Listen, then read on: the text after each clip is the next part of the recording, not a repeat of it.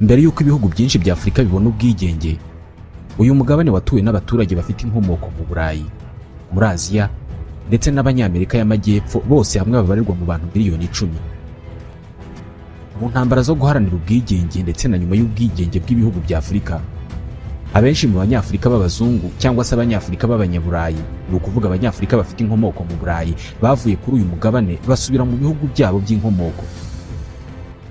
Gusa uyu munsi muri Afurika haracyari ibihugu byinshi bituyemo Abanyafurika bafite inkomoko mu Burayi cyangwa se Abanyafurika b'abazungu.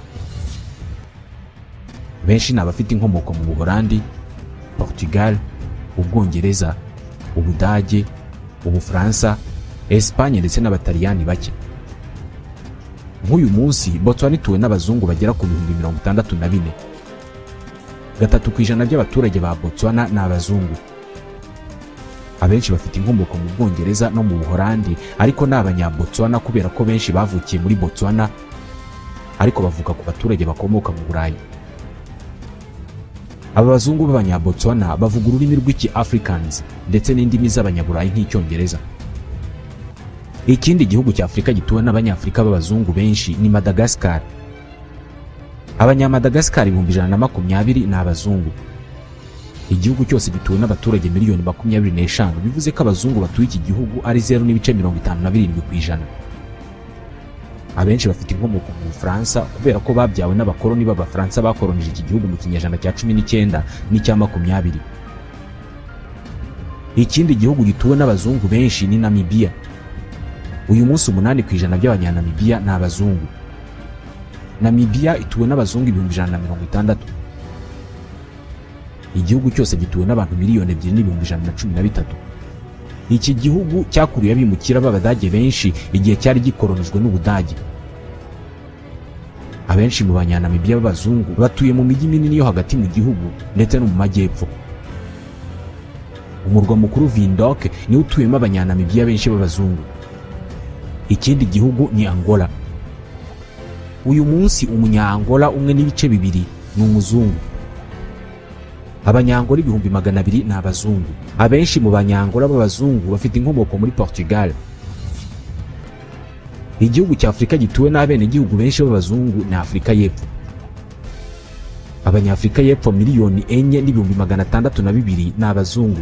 8.1% by'Abanyafurika y'Epfo ni abazungu. Abenshi batuye mu mijyi nka Gauteng no muri Cape y'Uburasirazuba.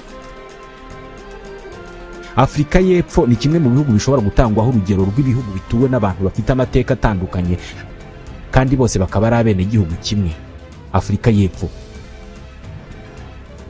Abirabura bo muri iki gihugu nibo bitwa ba nyir'ubutaka cyangwa se abasangwa butaka, babita autochtone. Abazungu bo bahaje nyuma. Reka dusubire inyuma mu mateka. Muri iki gihugu hari agace kitwa Cap de Bonne-Espérance. Niba ujya ureba ikarita ya Afurika, Cap de Bonne-Espérance niko gace ka nyuma kari ku mugabane wa Afurika. Niyo ndiba ya Afurika ikora ku nyanja ya Atlantique. Mu kinyejana cya 15 nibwo Abanyaburayi bamenye aka gace. Mu kinyejana cya 17 nibwo Abaholandi bafashe icyemezo cyo gukoloniza aka gace ka Cap de Bonne-Espérance. Mu 1652 nibwo Abaholandi bashinze umujyi wa Cap. Iki gihe Abaholandi bari banakolonije bimwe mu bice by'Ubuhinde. Byari biboroheye rero kujya bava ruguru mu Buholandi bakamanuka inyanja ya Atlantique yose basa n'abashaka kuzenguruka Afurika, ubundi bakagera hasi ku ndiba ya Afurika muri Cap de Bonne-Espérance, bakaharuhukira, ubundi bagakomeza bazamuka mu Buhindi bw'Abaholandi. Mu myaka 150 yose aka gace kateye imbere bitewe n'uko Abaholandi baje kugatura ari benshi, ndetse n'abandi Banyaburayi bose b'Abaporoso kandi bavugaga Ikidage baza kuhatura. Aka gace katangiye gushyuha gahinduka umujyi ukomeye. Hari n'Abaporoso b'Abafaransa bahunze itotezwa bakorerwaga na Kiliziya baza kuhiturira. Aba babitaga Huguenot. Aba Banyaburayi bose bazaga gutura ahangaha bahasanze Abanyafurika b'abirabura, bahita banabagira abacakara babo.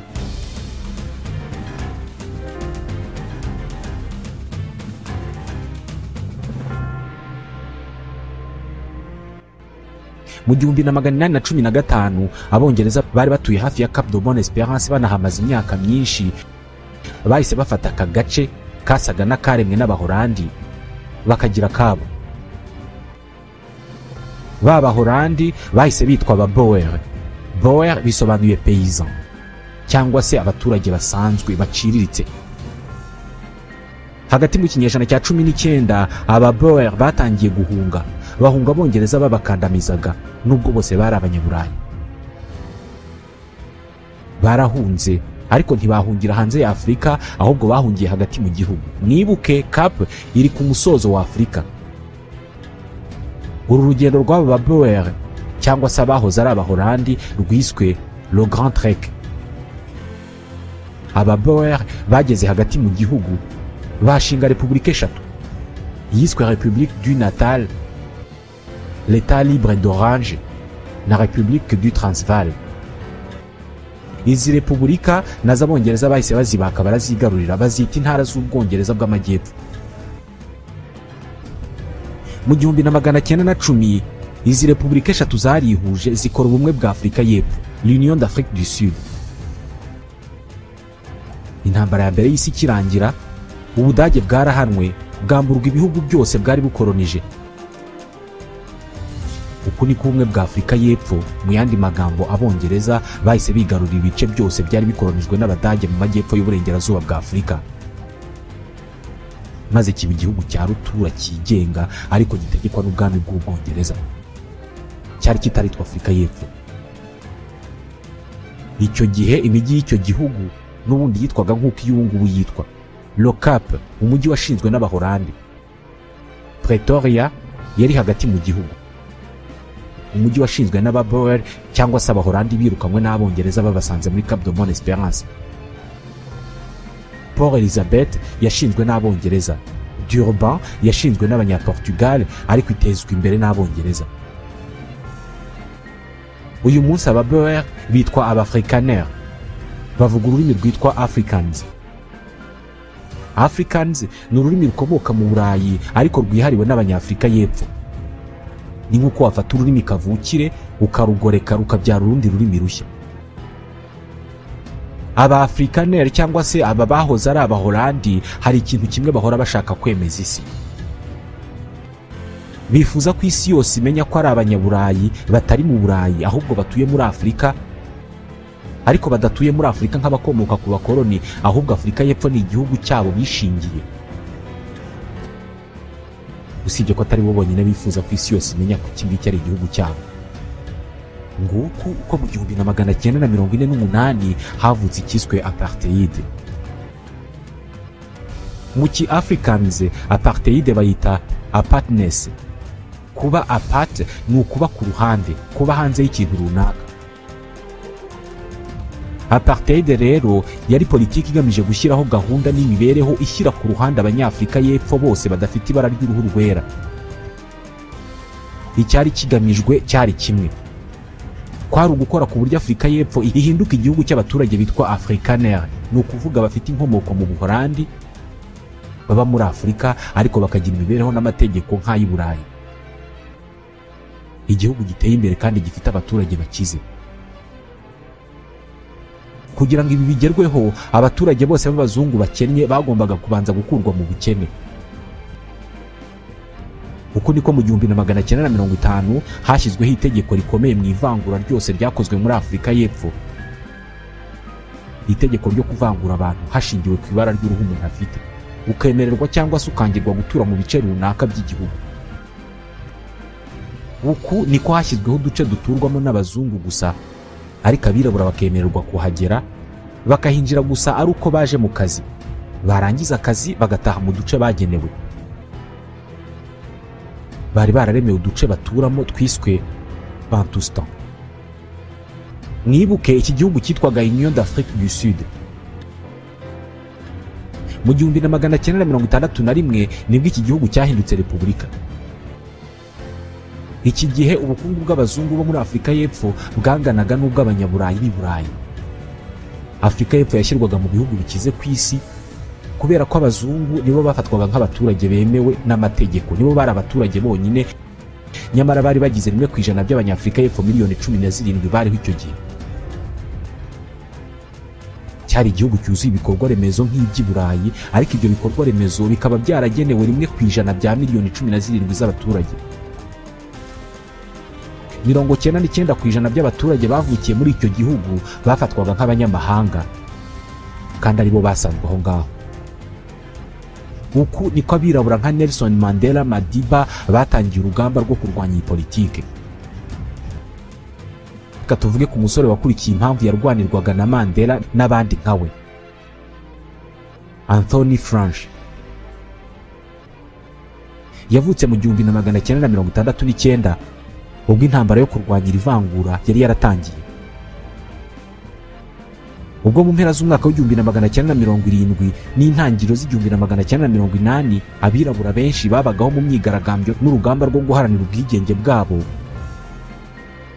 Anthony Franch yari atuye Bontenuel muri Cape. Akinjira mu bugimbi yinjiye mu gisirikare kirwanira impinduramatwara hagamijwe guca ikandamizwa ryakorerwaga abirabura. Yakuze abona uburyo igipolisi gisubirisha urusasu ugusaba kose kw'abirabura. Kimwe n'urundi rubyiruko banganaga, yinjijwe mu gisirikare n'abarwanyi b'impinduramatwara barimo Ashley Criel. Nawe yahise yinjira mu kazi ko gushakisha abayoboke b'urugamba rwo kubohora abirabura. Yagize imyaka 16 y'amavuko, yaramaze gufunga inshuro nyinshi akarekurwa.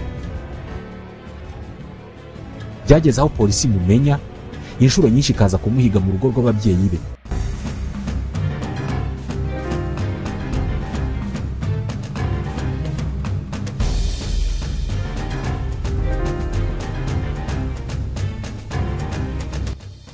Mu 1986 Anthony Franch yavuye mu gihugu cye ajyanwa muri Angola gutozwa igisirikare, ajyanwe n'abari bayoboye urugamba rw'impinduramatwara.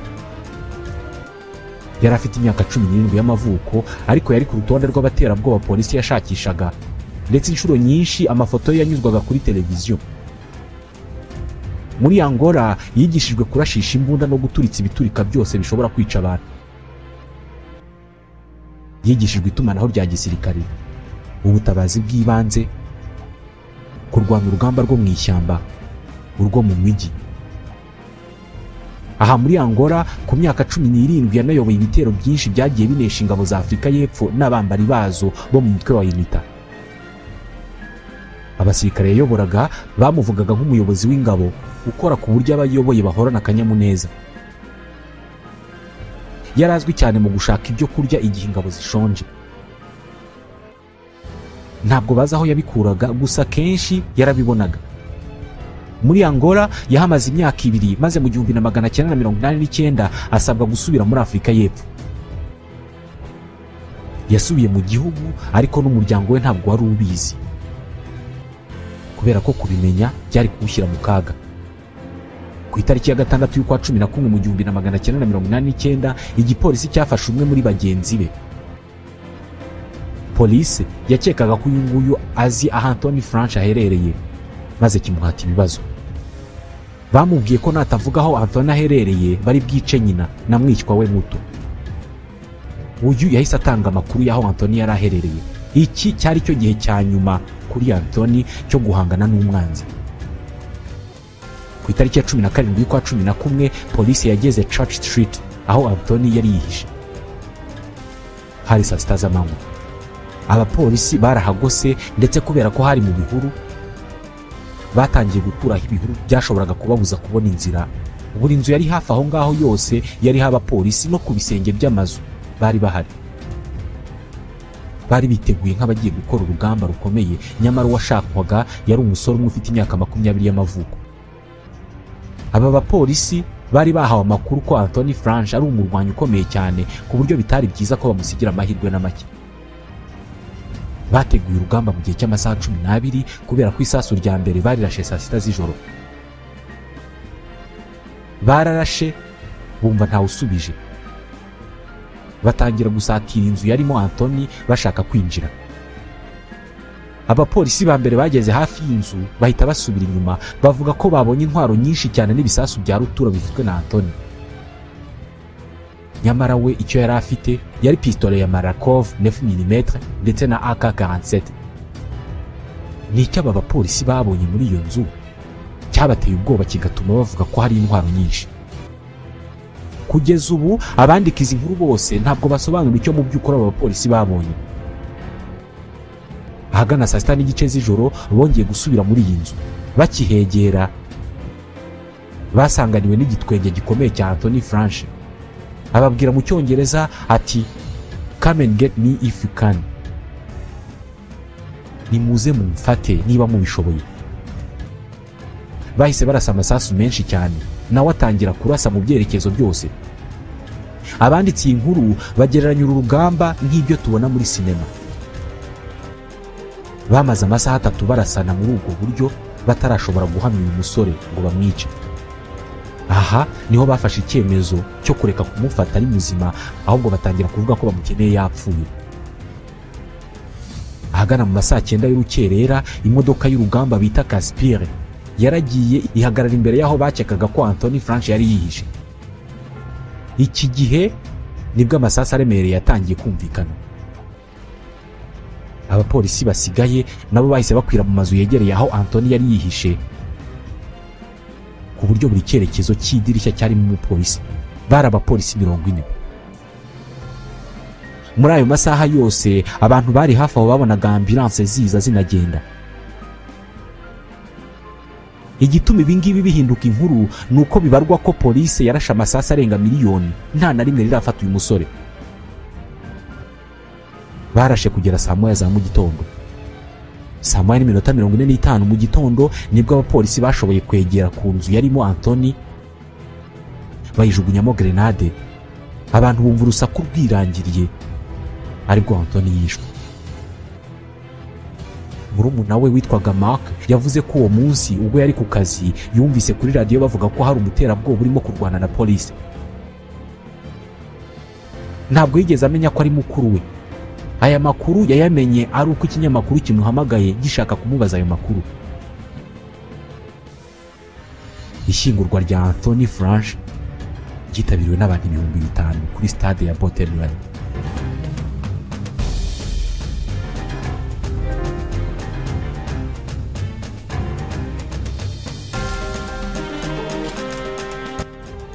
Buri mwaka umuryango w'abibumbye wifatanya n'umuryango witiriwe Mandela kugira ngo bashishikarize abatuye isi kumara iminota 67 y'igihe cyabo bafasha abandi, kugira ngo bizihize byanyabyo umunsi mpuzamahanga wagenewe Mandela. Iyi minota 67 ishushanywa nk'imyaka 67 Nelson Mandela yamaze ahirimbanira ko abaturage bose ba Afrika y'Epfo bafatwa kimwe ntihagira abatsikamira abandi. Icyo gihe muri Afrika y'Epfo ubutegetsi bwari mu biganza by'abazungu bategekeshaga politike y'ivangura ruhu izwi nka apartheid. Ni politike yahezaga kandi gakandamiza bamwe mu baturage b'icyo gihugu, cyane cyane abirabura. Mandela yarabifungiwe amara imyaka 27, amezi 6 n'iminsi 6 muri gereza. Yaje gufungurwa ku itariki ya 11 y'ukwezi kwa kabiri mu 1990, ndetse mu 1994 yandika amateka yo gutorerwa kuba perezida wa mbere w'umwirabura wa Afrika y'Epfo.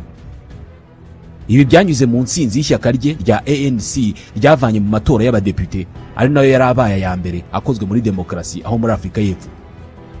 Mandela yategetse manda imwe y'imyaka 5 kuva mu 1994 kugera mu 1999, ubundi abererekera abandi bo mu ishyaka rye rya ANC. Yapfuye ku itariki ya 5 y'ukwa 12 mu 2013 afite imyaka 95 y'amavuko. Uyu munsi yaza kuba kiriho abayujuje imyaka 106 y'amavuko. Reka ntituvuge byinshi kuri Mandela, ahubwo reka twivugire ku muntu wamubaye iruhande muri ibi bihe byose. Umugore we, Graça Machel.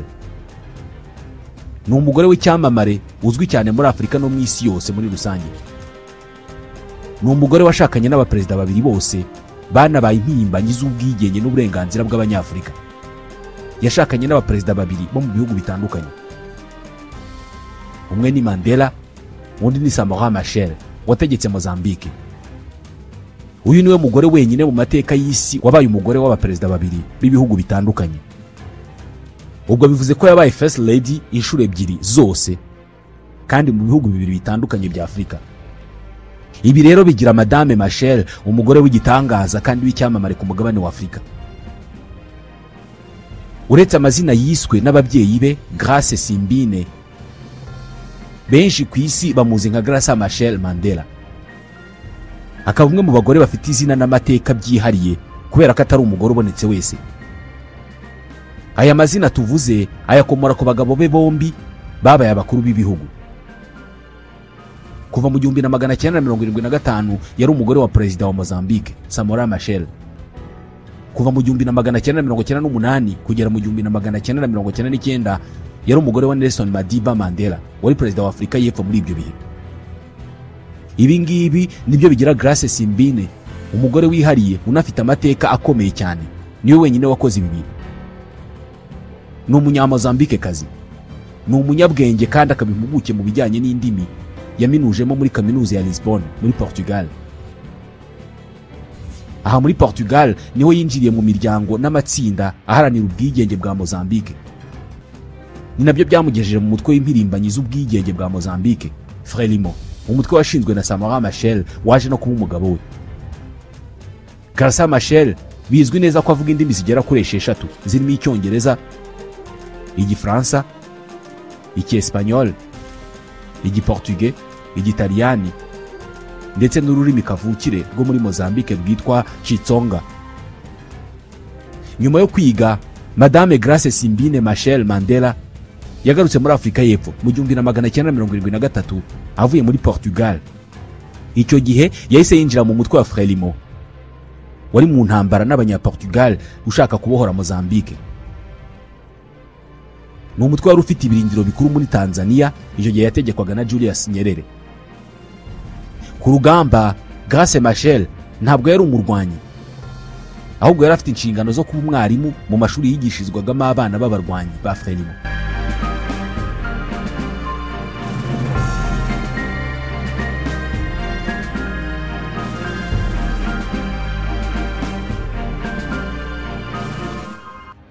Uyu mugore umwuga wo kwigisha waramuhiriye cyane ku buryo mu 1975 ubwo Samora Machel n'abarwanyi be ba Frelimo babohoraga Mozambique bayivanye mu biganza by'Abanyaportugal, Graca Machel yahise agirwa minisitiri w'uburezi. Mu gihe cye nka minisitiri w'uburezi yitaye cyane ku kuzamura imyigire y'abana b'Abanyamozambique, ku buryo imyigire y'abana bato yavuye ku gipimo cya 40% igera kuri 90% ku bana b'abahungu na 75% ku bana b'abakobwa. Iyi ni imibare y'abana bajyanwaga mu ishuri. Kubera umuhate w'uyu mugore, Mozambique yo mu myaka ya za 70 cyari kimwe mu bihugu byo muri Afurika ndetse no ku isi byari bifite abana benshi bagana ishuri. Izi ni inshingano yakoze imyaka 14 kugera mu 1989 ubwo ubwe yeguraga kuri uwo mwanya. Nyuma yo kuva kuri uyu mwanya, yahise yihebera ibikorwa by'ubugira neza bigamije kuzamura imibereho myiza y'Abanyafurika by'umwihariko abana. Urwo rugendo rw'ubugira neza nirwo rwatumye yisanga mu bashyitsi b'Imena i Kigali mu nama mpuzamahanga ya Women Deliver yabaye mu mwaka wa 2023. Ari mu bagore bavuga ari kumvikana muri Afurika. Mozambique ikibohorwa, Graca Machel yagizwe minisitiri w'uburezi, twabivuzeho mu kanya. Gusa icyarimwe yari n'umufasha w'umukuru w'igihugu Samora Machel, ari naho izina rye rya Machel rikomoka. Ubundi aba bombi bamenyanye igihe Grace Simbine yageraga muri Frelimo kubera ko yari umukobwa w'umuhanga unafite uburanga. Icyo gihe bivuga ko yakuruye cyane Samora Machel wari umuyobozi w'umutwe wa Frelimo. Uyu mugabo nawe wabanye n'abagore benshi yakunze Grace Simbine, ariko amukundana igikomere cyane cyuko yari akimara gupfakara. Kubera ko mu mwaka wa 1971 Samora Machel yapfushije umugore we wa mbere yakundaga cyane, yitwaga Josina Abiatar Mutemba. Yamenyekanye nk'umwe mu barwanyi b'Abanyafurikakazi bahetse imbunda ku mugongo wabo bagaharanira kubohora ibihugu byabo bakabikora ubuzima bwabo bwose. Uyu mugore yari yarashakanye na Samora Machel mu mwaka wa 1969. Uyu Josina yazize indwara y'umwijima asigana Machel umwana umwe. Samora Machel na Graça barakundanye birangira bombi bashakanye mu kwa 9 mu 1975, nyuma y'amezi 3 yonyine babohoye igihugu cyabo cya Mozambique. Uyu mugore Graça Machel na Samora Machel bombi babyaranye abana babiri barimo Josina Machel wavutse mu 1976, bakamwitirira umugore wa mbere wa Machel, Josina. Ibi nabyo abantu babikundiye Graça Machel, uburyo yemeye kwita umwana we izina ry'umugore wa mbere w'umugabo we. Undi mwana babyaranye ni umuhungu witwa Malengane yavutse mu 1978. Gusa Graça Machel n'umugabo we Samora ntabwo babanye igihe kirekire, kubera ko nyuma y'imyaka 11 babana, mu ijoro ryo ku itariki ya 19 yo kwa 10 mu 1986, uyu mugabo w'intwari y'abanyamozambique yaguye mu mpanuka y'indege yamuhitanye we n'abandi bantu 33 bari kumwe, ubwo indege barimo yahanukaga igahira mu misozi ya Mbuzini muri Afrika y'Epfo. Byavuzwe ko ashobora kuba yarishwe n'intasi za CIA zitishimiraga umubano we n'abarusiya b'abasoviete muri ibyo bihe by'intambara y'ubutita. Icyo gihe Graça Machel wari ufite imyaka 41 y'amavuko yatangiye kubaho ubuzima bwe bwo kuba umupfakazi kugera mu 1998, ubwo yashakanaga na Nelson Mandela wari perezida wa Afrika y'Epfo. Benshi babasha kumva uburyo Graça Machel yashakanye na Samora Machel kubera ko bose bari bakiri bato ndetse babana hafi ya buri munsi. Ndetse icyo gihe Graça Machel yari akiri inkumi igeze igihe cyo gushaka na Samora akeneye umugore. Ariko ku rundi ruhande ntabwo ari benshi biyumvisha uko yashakanye na Nelson Mandela, kubera ko mu 1998 Mandela yari afite imyaka 80 naho Graça Machel afite 52. Umuhango wo gushyingiranwa kwabo wabaye ku isabukuru ya Nelson Mandela y'imyaka 80 ku itariki ya 18 y'ukwezi kwa 7 mu 1998. Ni umuhango witabiriwe n'abashyitsi 2,000 baturutse imihanda yose y'isi. Ubundi Graça Machel kuri Mandela yari umugore wa gatatu, kubera ko mbere ye Nelson yashakanye na Evelyn mu 1944, babyarana abana babiri, batandukana mu 1957. Nyuma ashaka Winnie Madikizela wamenyekanye nka Winnie Mandela, umugore wasigaye mu mwanya wa Mandela mu gihe yari muri gereza mu myaka 27 yose yafunzwe kuva mu 1963 kugera mu 1990. Uyu nawe babanye imyaka 6 kugera mu 1996 ubwo batandukanaga burundu.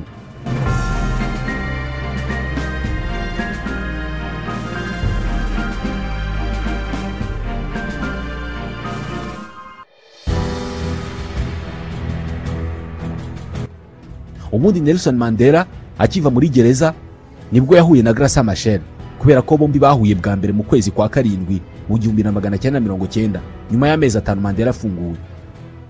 Ubwo uyu mugabo Nelson Mandela wari mu ishusho y'intwari ya Afrika yasuraga ibihugu bitandukanye ku isi, cyane cyane byari byarafashije ishyaka rye rya ANC mu rugamba rwo kurwanya ingoma y'ivangura rya apartheid muri Afrika y'Epfo. Ni ibihugu byarimo na Mozambique ya Samora Machel. Gusa na mbere gato Mandela yari yarafashe umwanya yihanganisha Graça Machel mu 1986 ubwo umugabo yapfiraga mu mpanuka y'indege. Icyo gihe Mandela wari ufunze, ubutumwa yageneye Madame Machel yabunyujije mu ibaruwa yamwandikiye ashimagiza Samora Machel, aho Mandela yamwise umuhungu w'umunyamurava, umutware n'umusirikare w'igitangaza. Bakomeje kumenyana kugera mu 1996 ubwo Mandela yatandukanaga na Winnie. Ubwo nibwo noneho Mandela yatangiye gutereta Graça Machel agira ngo babane. Iki gihe bose bari bafite amarangamutima akomeye, ariko banigengesera cyane rwose, kubera ko umwe yari perezida w'igihugu undi ari uwahoze ari umugore wa perezida w'ikindi gihugu. Rero bari bafite impungenge z'uburyo abanyafrika y'Epfo bazamwakira, ariko ibi byose byaje kugera bivamo n'urukundo.